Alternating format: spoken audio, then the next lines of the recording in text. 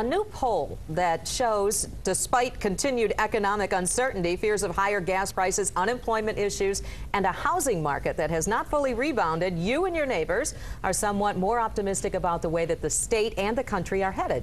24-Hour News 8 political reporter Rick Albin here now to break down those numbers and tell us why it matters to you. Yeah, we'll talk about that latter part because it is important. But first, let's talk about the numbers. We asked our pollsters at Epic MRA to talk to 600 people across the state. They did that last week, and here's one of the questions they asked. Overall, would you say that things in the United States generally are headed in the right direction, or having things pretty seriously gotten off the wrong track? Right track, wrong track numbers.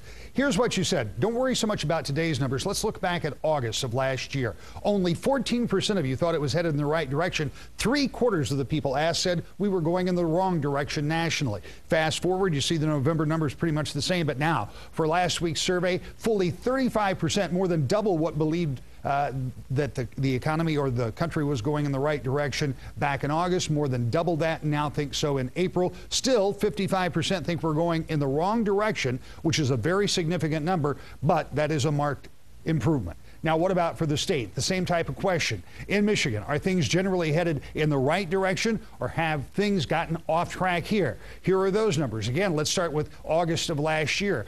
31% say the right direction, so we did better locally than we did nationally, but still 54% said wrong direction. November, almost identical. But last week, when you were asked, your neighbors were asked, your friends were asked, they said 44% said that we were going in the right direction. Wrong direction at 43%, a pretty even split. So what does it mean? Why are those numbers important to you? Well, obviously, optimism could start generating more commerce. If people feel more comfortable that there is some type of a recovery going on, it's possible they could start spending, and that could fuel the recovery further. Not saying it's going to happen, but those numbers are the most optimistic we've seen in a number of years. Brian, Sue?